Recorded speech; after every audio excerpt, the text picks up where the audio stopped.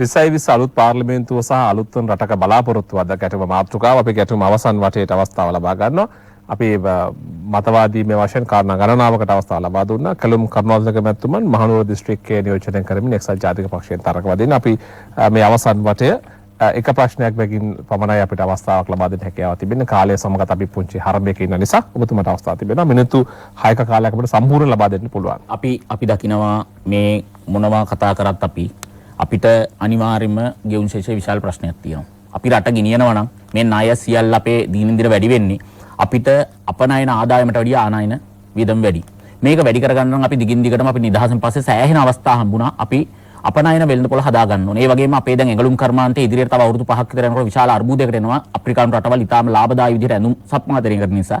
ඒ නිසා අපි අනිවාර්යයෙන්ම මේ කාර්මික නිෂ්පාදන වල ඊළඟ පියවරට යන්න ඕනේ. නමුත් අපි දකින්නේ නැහැ රජය කිසිම සැලසුමක් තියෙනවා. අනිවාර්යයෙන්ම අපි එක්සත් ජාතික පක්ෂ රජයක් දකිනවා මැදි ආදායම් තත්ත්වයට රට ගෙනියන්න ඕනේ. එහෙම නැත්නම් අපේ තරුණයෝ හැමදාම කොරියාව වගේ යනවා. ඒ වගේම අපේ රට වටේ තියෙනවා කාර්මික විද්‍යාල. කාර්මික විද්‍යාල අපිට තවම බැරි වෙලා තියෙනවා කාර්මික විශ්වවිද්‍යාල බවට පත් කරගන්න. අපිට අනිවාර්යයෙන්ම ලෝකෙට විකුණන්න තියෙනවා. අපි දැන් ඇත්ත කතා කරොත් අපේ ගෘහණිය අම්මා අපි පිටරට යවලා ඒ ආදායම් වලින් විශාල මුදලක් අපි හම්බ කරගන්න. ඇත්තටම අපිට පුළුවන් නම් වෘත්තිකයන් අපිට ලෝකෙට දෙන්න. අපිට ඉතාලම හොඳ තත්යකට යන්න පුළුවන්. ඉන්දියාවේ තත්ත්වයට ගිහිල්ලා තියෙනවා. ගොඩක් රටවල් ඒ තත්ත්වයට යනවා ක්‍රමානුකූලව. නමුත් අපි තවමත් පරණ සංඛ්‍යාලයකනත් එක්ක තර්ක කිරීම ගැන මම කනගාටු වෙනවා. නමුත් අපිට කරන්න වෙනවා.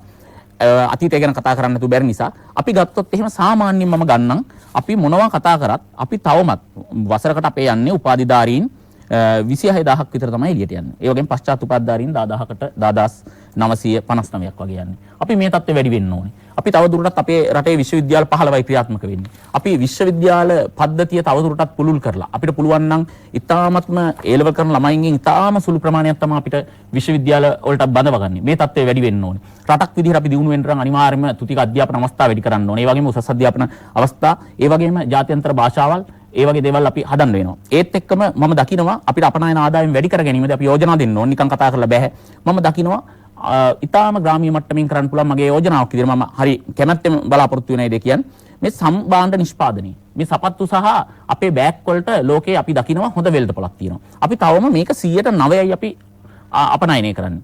අපේ ආදායමෙන් අපනයන සංයුතියෙන් අපේ මේවා වෙන්නේ. අපි ඒ හින්දා මේ වගේ පැති ඊට පස්සේ අපේ රට වටේම මුහුද තියෙනවා. අපිට හොඳ මත්ස්‍ය අපනයන වලට යන්න පුළුවන්. මේ වගේ කර්මාන්ත අනිවාර්යෙන් අපි නව නිෂ්පාදන අපි දැක්කා කොරෝනා කාලේ තරුණයෝ ඉතාමත්ම හොඳ රොබෝ යන්ත්‍ර ඒ වගේ දේවල් නිෂ්පාදනය කරනවා. මේව අපිට ලෝකෙට විකුණන්න පුළුවන්. අපිට යුද්ධෙන් පස්සේ අපි දැක්ක අනේක විද දක්ෂ තරුණයෝ එනවා. අපිට ඒ එකක්වත් අපි පාවිච්චි කරේ නැහැ. අපි ඉතිහාසයේ සිට අපිට ආපු කිසිම අවස්ථාවක් අපි පාවිච්චි කරේ නැහැ. මේ පාවිච්චි නොකිරීම තමයි අපේ මේ දිගින් දිගටම අපේ මේ කතා කරන ණයයි මේ අපනයන ආදායමට වඩා ආනයන වියදම් වැඩි. මොකද අපේ රටේ ඉන්න ජනගහනයත් එක්ක අපිට වවන්න තියෙන ඉඩම් ප්‍රමාණය ඉදිරියේදී තාම සීමා වෙනවා. ඒ නිසා අපිට යන්න වෙනවා අඩු භූමි ප්‍රදේශකින් වැඩි ඵලදායීතාවයක් ගන්න. එතකොට අපිට කර්මාන්ත ගැන අවධානය යොමු වෙයි. අපි කුෂි කර්මාන්තක දැක්කොත් එහෙම අපි දිගින් දිගටම මම දකිනවා මේ සංඛ්‍යාලේඛන වලදී දැන් අපි ගත්තොත් උදාහරණයක් විදිහට තේ මම උසස් පෙළ ඉගෙන ගන්න කාලේ මුළු තේ අපනයන 23ත් 27 අතර තිබ්බා. අද වෙනකොට මේක අඩු වෙලා තියෙනවා. ඊටමත් 15 අගයකට එනවා. තේ අපනයනේ 12කට වගේ මේ වගේ අගයන් වලට එනවා. එතකොට මේ තත්ත්වය ඊටම අපිට පේනවා ඵලදායීතාවය අඩු වෙනවා. ඒත් එක්කම ලෝකේ අනිත් රටවල් ඊටාත්ම කුෂිකර්මයට හොඳ මේ වෙළඳපොළක් හදලා තියෙනවා. අපිට කුෂිකර්මයේ පැත්තෙන් ඉස්සරහට යන්න පුළුවන්. අපි කුෂිකර්මයේ නව තාක්ෂණය ගේන්න ඕනේ. මේවා ගැන අපි හිතලා නැහැ. අපි තවමත් උදැල්ලයි නගුලයි ගැන විශ්වාස කරනවා. අපි ඒත් එක්කම අනිත් පැත්තෙන් අපිට මේ කුළුබඩු අපි දැන් දිගින් දිගටම දකිනවා මේ සම්ප්‍රදායික පොල්, තේ පොල්, රබර් නිෂ්පාදනය අඩු වෙගෙන යනකොට මේකේ අපිට පේනවා දවසින් දවස මේ අනිකුත් ඔය කුළුබඩු ශේෂ්ත්‍රයට වැඩි වෙලා තියෙනවා. මේ අපනයන ආදායම් වැඩි වෙනවා. ඒ අතරේ අපි දකිනවා ගම්මිනිස් ගොවියට දැන් ඉතාලම මෙතුමලාගේ 42 වෙනි පරිච්ඡේද ගම්මිනිස් ගොවිය ගැන මේ සෞභාග්‍ය දැක්කමද කියනවා. නමුත් ගම්මිනිස් අද වෙනකොට රුපියල් 120ට විතර වැටලා තියෙනවා කිලෝ එක. ඉතින් මේ තත්ත්වයන් වලින් යන්න ඕන අපි ගොවියව බේර ගන්න ඕනේ. අපි නිකන් කතා කරලා විතරක් වැඩක් නැහැ. අපිට ඒත් එක්කම කාර්මික නිෂ්පාදනයට යන්න ඕනේ. කුෂි කාර්මික නිෂ්පාදනය දියුණු කරන්න ඕනේ. ඒත් එක්කම අන්තර්භාණ්ඩ අපි අපනයනය කරන එක අපිට පුළුවන් නම් නිම්බාණ්ඩයක් බවට එකතු කළාගේ වැඩි කරලා අපනයනය කරන්න අපිට ඉතාමත් හොඳ තත්යකට යන්න පුළුවන්. අපි කොයිම වෙලාවකවත් අපි මේවා ගැන හිතලා නැහැ රටක් විදිහට. දැන් ඉස්සරහට මම කියන්නම් කෙන්යාව වගේ රටවල් වල ඉතාම අඩු මුදලට ශ්‍රමය ගන්න පුළුවන්. අපේ මේ ගාමන්ට් ගැලවි අප්‍රිකානු රටවල් වලට යනවා. දිගින් දිගටම අපි කතා කරනවා කර්මාන්ත අපේ වැහෙනවා කියලා. ඒත් එක්කම අපේ තරුණයෙක් නඩත්තු කරන්න යන වියදම ලංකාවේ තාම වැඩි රුපියල් 35000 කට මම හිතන්නේ පිරිවැයක් යනවා. ETF EPF කැම්බිමත් එක්ක ගත්තොත් ඊටත් වැඩි. මේ තත්ත්වය අපි නිවර්ති කරගන්න නම් අනිවාර්යයෙන්ම මේ අඩු ශ්‍රමයට යන්න පුළුවන් මේ කෙන්යා වගේ රටවල් වලට යන එක වෙනුවට අපි දැන් ගේන්න ඕනේ ඉලෙක්ට්‍රොනික උපකරණ නිෂ්පාදනය කරන කාර්මික නිෂ්පාදන ඒ අදාළ දක්ෂතාවයන් අපේ තරුණයන්ට තියෙනවා. ඒ ලෙවල් වලින් අයින් වෙන තරුණයා කාර්මික විද්‍යාලයකට දාලා ඔහු ඒ ශේෂ්ත්‍ර සඳහා ප්‍රවීණයෙක් කරනවා නම් අපිට පුළුවන් මේ රටේ ආදායමට ආර්ථිකයට දැක්මක් ඇති කරලා අපිට මේ ඉස්සරහදී නව පාර්ලිමේන්තුව තුලින් අපි හදන්න ඕන එක. ඒ වගේම අපි අනපනත් බැලුවොත් එහෙම ඔක්කොම තියෙන ආඥාපනක්. මේවා එකක්වත් තවම යාවත් කාලන කරලා නැහැ. ඒ නිසා නීතිය යල් පැනලා ගිහිල්ලා, කාර්මික නිෂ්පාදනය යල් පැනලා ගිහිල්ලා, කෘෂිකර්මය යල් පැනලා ගිහිල්ලා මේවා සඳහා අපි අලුත් පාර්ලිමේන්තුවේදී විසඳුම් හොයන්න වෙනවා. ස්තුතියි කැලුම් කරුණාලක මැතිතුමන් මහනුවර දිස්ත්‍රික්කයේ නියෝජනය කරමින් එක්සත් ජාතික පක්ෂයෙන් තරඟ වදින්නේ ආචාර්ය නාලක කොඩිහා මැතිතුමනි ගම්පහ දිස්ත්‍රික් ශ්‍රී ලංකා පොදු ජන පෙරමුණ අපේක්ෂකතුමනි මුතුමන්ට අවස්ථාව තිබෙනවා. අපේ කැලුම් අපේක්ෂකතුමා අර ඉස්සෙල්ලා වගේ වාද විවාද වලට පැටලෙන්නේ නැතුව අනාගතය ගැන කතා කරපගෙන ඉතාමත්ම සන්තෝෂ වෙනවා. අපි කිසිසේත් මේකට බාධා නොකළෙත් මම හිතනවා මේ වැඩසටහනේ ජනතාවට අහන්න අවශ්‍ය වෙලා තියෙන එක ජනතාවට අවශ්‍ය අපි මෙතන සටන් කරගන්න එක නෙවෙයි. ඒ නිසා මමත් පොඩ්ඩක් පැහැදිලි කරන්නම් අපි මේ අනාගතේ දකින්න විදිහ එතුමා කතා කරපු කතාවෙත් ගොඩක් දේවල් තිබුණා අපිට සමාන අපිට ගන්න. ප්‍රධාන වශයෙන්ම අපි දකිනවා මේ වෙලාවේ මේ රට මෙතනින් යහට යන්නට නම් අපි බලන්න ඕනේ අපිට තියෙන හැකියාවන් සහ අපිට තියෙන අවස්ථාවන් අතර පාලමක් හදාගන්න. ඒතර අපිට තියෙන හැකියාවන් මොනවද? අපිට තියෙන හැකියාවන් අපිට ප්‍රධාන වශයෙන්ම කඩන්න පුළුවන් කොටස් තුනකට. පළවෙනි එක තමයි අපේ භූගෝලීය පිහිටීම. දෙවෙනි එක තමයි අපේ තියෙන ස්වාභාවික සම්පත්. තුන්වෙනි එක තමයි අපේ තියෙන මානව සම්පත. ඒක අපි විශේෂයෙන්ම වෙන් කරලා ගන්නට ඕනේ. එතකොට මේ භූගෝලීය පිහිටීම කියන එක අපි ඇත්තටම කාලයක් තිස්සේ කතා කරපු හරියට පාවිච්චි නොකරපු දෙයක්. මේ ආසියාවේ තාමත්ම කේන්ද්‍රීය ස්ථානයකින් පිරා තියෙන අපිට අත් වශයෙන් මේ සමස්ත අග්‍රාධික ආසියාවටම සැපයුම් කරුවෙක් වශයෙන් ස්ථානගත වෙන්න පුළුවන්. ඒ සඳහා අපිට විදේශ සමාගම් ගෙන්න ගන්නට ඒ සඳහා අවශ්‍ය වෙන පහසුකම් දෙන්න පුළුවන් නම් අපේ වරාය ගුවන්තොටුපළවල් මේවා කේන්ද්‍ර ස්ථාන විදිහට පාවිච්චි කරන්න පුළුවන් නම් මේ ස්ථානේ හරියට සිංගප්පූරු වගේ අපිට බොහොම වැඩ ගන්න පුළුවන් තැනක්. දෙවනුව අපේ තියෙන සම්පත් අපි පුරුදු වෙලා තියෙන අපේ තියෙන සම්පත් ඒ විදිහට වර ඉංග්‍රීසියෙන් රෝ ෆෝම් එකේ පිටරට අරින්න. අපි මේවා අපනයන කරනකොට අපේ ඛනිජ සම්පත්, අපේ කෘෂි නිෂ්පාදන, අපේ මත්ස්‍ය නිෂ්පාදන වලට ඇත්තටම අගය එකතු කරනවා නම් අපිට මෙතෙක් ලබා ගන්නට වඩා විශාල ආදායමක් ලබා ගන්න පුළුවන්. උදාහරණයක් වශයෙන් අපි කෘෂි කර්මාන්තය සහ වැවිලි කර්මාන්තය දෙක විතරක් ගත්තොත් අපි තාමත් පිටරට අරින්නේ ඇමරිකානු ඩොලර් බිලියන 2.6ක් විතර තාමත්ම සුළු ප්‍රමාණයක්. නෙදර්ලන්තය වගේ රටක් කරනවා ඇමරිකානු ඩොලර් බිලියන 100ක් විතර කෘෂි නිෂ්පාදන. නමුත් ඒ රට අපිට වඩා පුඩා රටක්. මොකද වෙනස එතන තියෙන්නේ අගය එකතු කිරීම. ඊළඟට තුන්වෙනි කාරණය තමයි මානව සම්පත. මෙතුමලත් ඒ ගැන කතා කරා. ඔබතුමාලා කීවෙනම කතා කරා මේකත් ඉතාමත් වැදගත්. අපි මේ මානව සම්පත හරියට කළමනා කරගන්නේ කොහොමද? අපි අධ්‍යාපන ප්‍රතිසංස්කරණ ගෙනලා අපේ නිපුණතා වර්ධන වැඩි කරලා මේ මානව සම්පතෙන් උපරිම ප්‍රයෝජන ගන්නට අපි උත්සාහ කරන්න ඕනේ. මොකද අපි දැකලා තියෙනවා අපේ ජනතාව පිටරටවල ගියාම හැම විටම වුන් හොඳින් වැඩ කරනවා. හොඳින් අනික් රටවල ජාතීන්ට වඩා හොඳින් වැඩ කරනවා. නමුත් ලංකාව තුල අපි මේ තත්ත්වය දකින්නේ නැත්තේ අපි උන්ට ඒ සඳහා නිසි අවස්ථාව ලබා දීලා නැති නිසා කියලා අපි විශ්වාස කරනවා. ඒතර මේවා නම් අපිට තියෙන හැකියාවන් අනිත් පැත්තට අපිට තියෙන අවස්ථා මොනවද කියලා බැලුවොත් අපිට ප්‍රධාන වශයෙන්ම අවස්ථා දෙකක් පේනවා. පළවෙනි එක තමයි මේ ආසියානු කලාපයේ නැගිටීම. පසුගිය දශක දෙක තිස්සේම ආසියානු කලාපය පැහැදිලිවම නැගී සිටිනවා. දැන් මේ කොරෝනා ප්‍රශ්නයත් එක්ක බටහිර රටවල් තවත් අර්බුදයකට යද්දී පැහැදිලිවම ආසියාව තමයි අනාගතේ. ඒතර මෙතන තුර්කිය සිට චීනය දක්වා ගත්තාම බිලියන 5ක ජනතාවක් ජීවත් වෙනවා. අතිවිශාල වෙළඳපොළක්. ඒ නිසා අපිට එදා බටහිර වෙළඳපොළ දිහා බලන් හිටියා වෙනුවට අනාගතයේ මේ ආසියාතික වෙළඳපොළ දිහා බලාගෙන අපිට පුළුවන් නම් අපේ ව්‍යාපාර සංවර්ධනය කරන්න, අපේ නිෂ්පාදනය කරන්න මෙතන තමයි අපේ අවස්ථාව තියෙන්නේ. ඊළඟ කාරණේ තමයි මේ ඇතිවෙගෙන යන හතරවෙනි කාර්මික විප්ලවය. තාක්ෂණික විප්ලවය. දැන් අපිට පළවෙනි, දෙවෙනි, තුන්වෙනි කාර්මික විප්ලවයන් අතහැරන වෙන්න පුළුවන්. නමුත් මේ හතරවෙනි කාර්මික විප්ලවය මේ අලුත් තාක්ෂණික පුනරෝධයත් එක්ක අපිට ඉස්සරහට යන්න පුළුවන්. මොකද අපේ තරුණ පරපුර දැනටමත් පෙන්ලා තියෙනවා ඕන ඒ සඳහා සූදානම් කියලා. ඒතර මෙතුමා කතා කරා මේ ඇඟලුම් කර්මාන්තයේ අනාගතේ කඩාවැටීම ගැන. නමුත් අනිත් පැත්තෙන් බලමු ඇඟලුම් කර්මාන්තය බිලියන 5ක් ලංකාවට ගේනු බිලියන 2.5ක් ආපහු යවනවා. වෙනස තියෙන්නේ බිලියන 2.5යි. නමුත් තොරතුරු තාක්ෂණය හා සම්බන්ධ IT ක්ෂේත්‍රවල දැනටම ඇමරිකානු ඩොලර් බිලියන 1.3ක විතර ආදායම අතර මේක ඉතාමත්ම පහසුවෙන් බිලියන 3ක 4ක ගෙනලා මේ ඇඟලුම් කර්මාන්තයේ ඉක්මන තැනකට යන්න පුළුවන් ඉතාමත්ම කෙටි කාලයක් තුළ. මේ වගේ අවස්ථාවල් අපිට තියෙනවා. ඉතින් අපි මම හිතන්නේ කල යුත්තේ මෙන්න මේවා හරියට කරන්නේ කොහොමද කියන එක වාද කරන එක.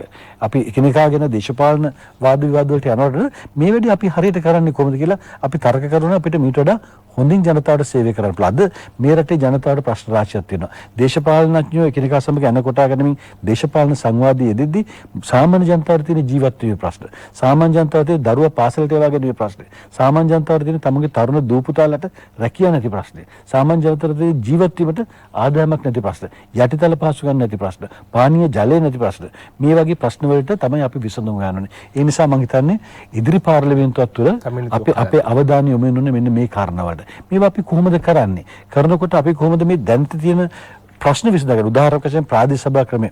අපි ප්‍රාදේශ සභා වලින් කරන කාර්ය හරියාකාරව කරනවද?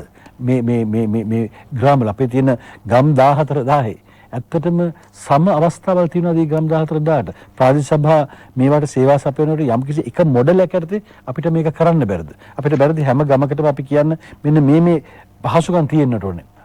පාරවල් ටික, විදුලිය, ජලය, ප්‍රජාශාලාව, මාතෘසායනය, ලදරු පාසල, ලදරු සායනය මේවා එකතු වෙලා මොඩලයක් විදිහට ඉදිරිපත් කරලා ඒවා කරනවාද කියලා පසුවිපරම් කරන්න බැරිද පාර්ලිමේන්තුව? මොකද පාර්ලිමේන්තුවේ තමයි මූල්‍ය පාලනය පිළිබඳ සම්පූර්ණ වගකීම අවසානයේ තියෙන්නේ. ඒ නිසා මම හිතනවා අපිට හොඳ අවස්ථාවක් තියෙනවා.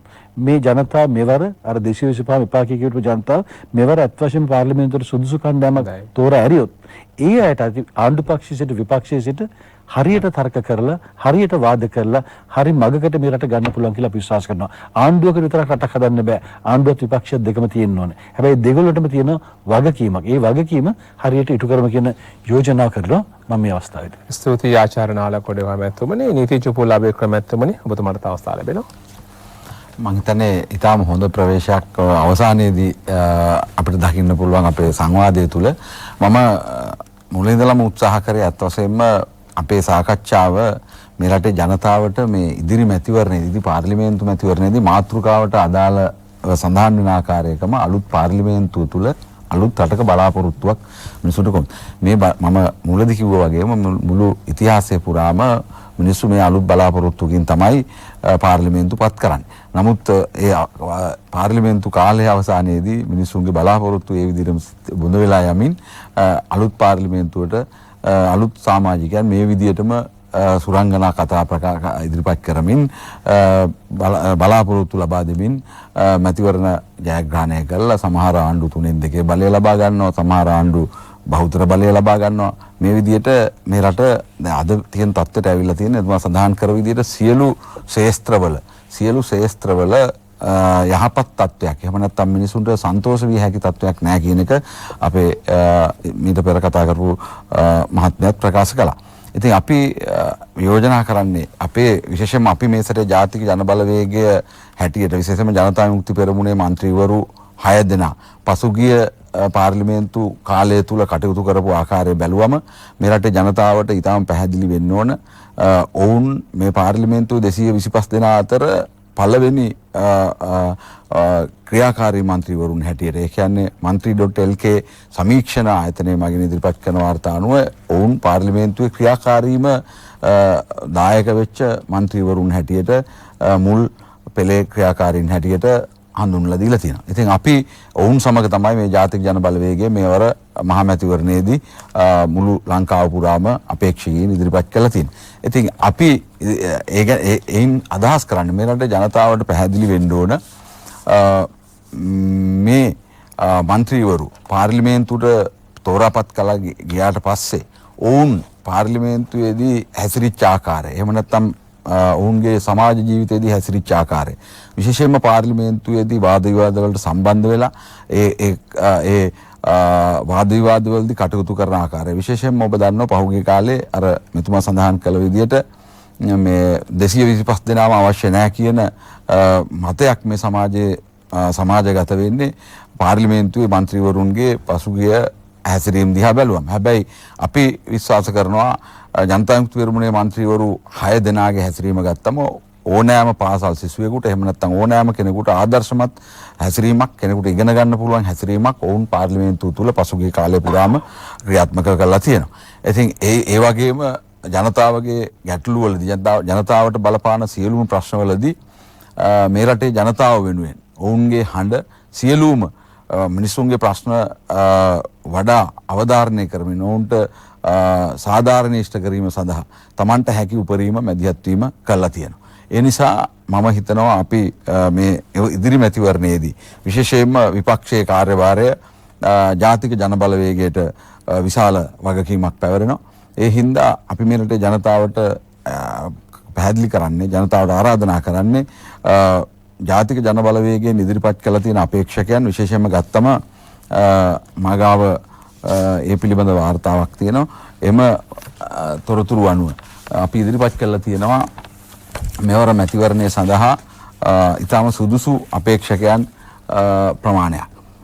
විශේෂයෙන්ම ජාතික ජනබලවේගයට අපේක්ෂකයන් 291ක් අපි ඉදිරිපත් කළා තියෙනවා. ඔවුන් 291 සම්බන්ධයෙන්ම අපි සංවිධානයක් හැටියට වගකීම් බාර ගන්නවා. අපේ අපේක්ෂකයන් අතරින් 136 දෙනෙක් උපාධිධාරීන්.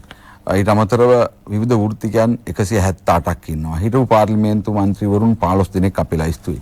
ඉතින් ඒ අනුව ඊටාම පරිණත තමන්ගේ යුතුයකම් ඉෂ්ට කරන්න පුළුවන් ජනතාව වෙනුවෙන් ඊටාම සුදුසු නියෝජිතයන් අපේක්ෂකයන් පිරිසක් අපි ලංකාව පුරාම ඉදිරිපත් කළා තියෙනවා. ඒ නිසා අපි ජනතාවට ආරාධනා කරනවා මෙවර පාර්ලිමේන්තු මැතිවරණයේදී ඔබ අලුත් රටක් එහෙම නැත්නම් ඔබගේ අයිතිවාසිකම් තහවුරු කර ගැනීම නැත්නම් විපක්ෂයේ කාර්යභාරය ඉෂ්ට කිරීම සඳහා සුදුසු නියෝජිතයන් පිරිසක් ඔබගේ අයිතිවාසිකම් ආරක්ෂා කිරීම සඳහා ජනතාවට ඵලදායී යෝජනාවලදී ඒවට සහයෝගය ලබා දීමටත් ඊට අමතරව ජනතාවට හානිදායක පැනවීම් යෝජනා ඉදිරිපත් වූ විට ඒවට එරෙහිව කටයුතු කිරීමටත් හැකියාව සහිත දැනුම සහිත දැක්මක් සහිත නියෝජිතයන් ජාතික ජනබලවේගයෙන් ඉදිරිපත් කළා තියෙනවා. එම නිසා අපි ආරාධනා කරනවා මේ රටේ ජනතාවට ඉතිහාසයේ කරපු වැරදීම් විශේෂයෙන්ම ප්‍රධාන පක්ෂ දෙක ක්‍රියා කරපු ආකාරය ඔබ දන්නවා. ගිය ආණ්ඩුවේ හිටියේ කරන ලද හොරකම් මේ ආණ්ඩුවේ හෙළි කරනවා. නමුත් ඔවුන්ට කිසිම දඬුවමක් දෙන්නේ නැහැ. ඒ නිසා අපි ආරාධනා කරනවා ඉදිරි මැතිවරණයේදී ජාතික ජනබලවේගයේ නියෝජිතයන්ට වැඩි අවස්ථාවක් ලබා දෙන්න ලෙස. ස්තුතියි නීතිඥ පුලා වික්‍රමතුමනි. නීතිඥ මధుර ඉතානක මැතිතුමට අවස්ථාව තිබෙනවා. රකිත ඇත්තටම මේ අපි දැන් මේ වර්තමානයේ ඉන්නේ විශේෂිතම වූ තත්වයක. මොකද මම එහෙම කියන්නේ 2019 ජනාධිපතිවරණ වෙලාවේ අපි පක්ෂ සියලු දෙනාම ඉදිරිපත් කරපු ප්‍රතිපත්ති ප්‍රකාශන වලට අනුව තමයි අපි ක්‍රියාත්මක මේ රටේ වැඩ කටයුතු ක්‍රියාත්මක කරන්න බලාපොරොත්තු වෙන්නේ. නමුත් මේ කොරෝනා එහෙම නැත්නම් COVID-19 වසංගතයත් එක්ක ලෝකයටම අලුතෙන් හිතන්න ලෝකයේ සියලුම සැලසුම් වෙනස් කරන්න සිද්ධ වෙලා තියෙනවා. අද අපි සාමාන්‍ය ජන ජීවිතයේ gedara පවුලේ සිට රාජ්‍ය යාන්ත්‍රණය පෞද්ගලික ආයතන සියල්ලම ඒ වගේම ජාත්‍යන්තර සම්බන්ධතා ඒ වගේම සියලුම දේවල් ආර්ථික සමාජීය සංස්කෘතික ආරක්ෂක සියලුම කටයුතු මෙහෙවන්න මේ අලුත් තත්ත්වය ලොකු ප්‍රශ්නයක් වෙලා තියෙනවා. ඒ ප්‍රශ්නයට විසඳුමක් ලෙස මුළු ලෝකෙටම ආදර්ශයක් වෙමින් ලංකාවේ රජය ඉදිරිපත් කරා මේ toward for new normal කියලා නව ජීවන රටාව කියලා වැඩ මේ ප්‍රතිපත්ති මාලාවක්. මමත් ඒ කමිටු සමාජික විදිහට ලෝක සෞඛ්‍ය සංවිධානය ඒ වගේම ජනාධිපතිතුමා පත් කරපු නියෝජිතයෝ ඒ වගේම අපේ සෞඛ්‍ය අධ්‍යක්ෂ ජෙනරාල්වරයා ඒ වගේම රාජ්‍ය වෛද්‍යවරුන්ගේ සංගමේ සමන්විත කමිටුවක්. ඒ කමිටුවේ මුළු ලෝකයටම අඳුන්වලා දුන්නා. ඒ කියන්නේ ලෝක සෞඛ්‍ය සංවිධානය පිළිගත්ත ලෝකය අසරණ වෙලා ඉන්න වෙලාවේ ලංකාවේ රජය මේ තමන්ගේ මේ කොරෝනා තත්ත්වය පාලනය කරනවට අමතරව ජාත්‍යන්තරයට තමන්ගේ ඒ වගකීම ඉෂ්ට කරා කියන එක. ඒක ඒ සම්බන්ධයෙන් මම වගකීමකින් කියන්නේ ඒ සම්බන්ධයෙන් ලෝක සෞඛ්‍ය සංවිධානය ප්‍රශංසා කළා ඔවුන්ගේ ඒ මේ අදහස් ටික ලෝකයටම ඉදිරිපත් කරා. ඉතින් ඒකත් එක්ක අද අපි දැක්කා නව උත්පාදන රැල්ලක් ඇති වුණා රටේ. විශාල වශයෙන් තරුණ පිරිස අලුතෙන් දේවල් හිතන්න පටන් ගත්තා. මොකද අපි තමයි මුලින්ම අර නිරෝධායන කුටිය නිර්මාණය කරේ අපේ මේ ශ්‍රී ලංකා පුජන පෙරමුණ ඉංජිනේරු සංගමයේ සහ මම මැදිහත් වෙලා.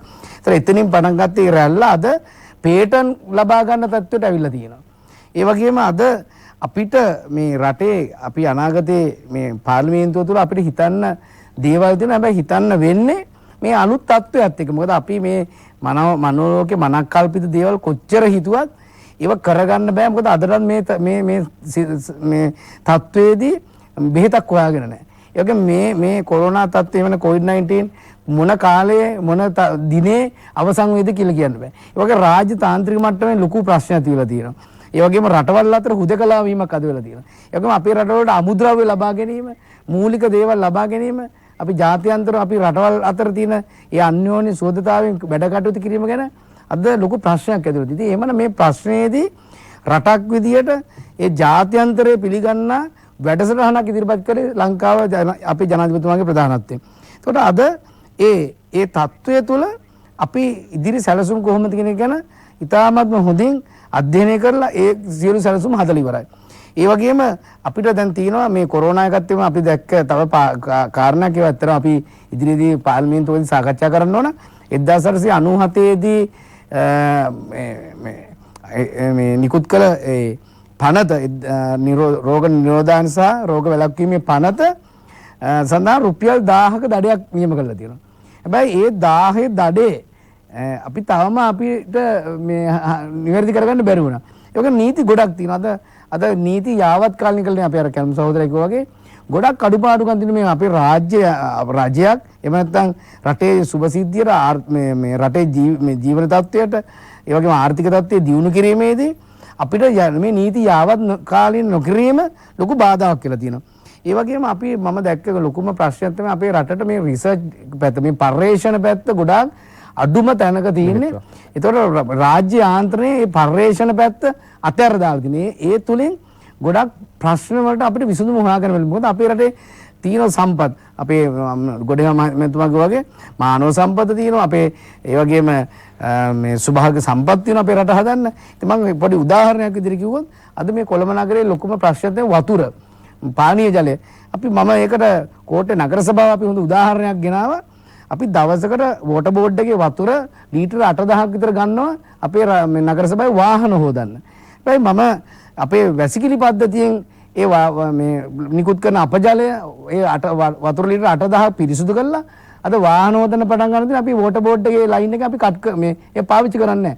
ඒතර අද අපි සාමාන්‍ය නගරයට නැවත වතාවක් ඒ ලීටර 8000ක් අපි මේ ප්‍රදානය කරලා තියෙනවා. ඉතින් ඒ වගේ අද කොළඹ නගරයේ ගත්තොත් රාජ්‍ය ආයතන වතුර ලීටර මිලියන ගාණක් අපතේ යනවා. ඉතින් ඒ වගේ අපිට අලුතෙන් හිතන්න ගොඩාක් දේවල් තියෙන. මේ පොඩි දේවල් වලින් මේ රටේ ඉහළම තැනට රට ඔසවා තබන්න පුළුවන් කියන එක අපි තියෙන. ඒවා ඉදිරියේදී අපි පාර්ලිමේන්තුවත් තුලින් කතා කරනවා. අපි ගැටුම 13 වැඩසටහනේ අවසන් වටේට ඇදී සිට ඉක්මනින් විරාමයක් ලබා ගන්නවා.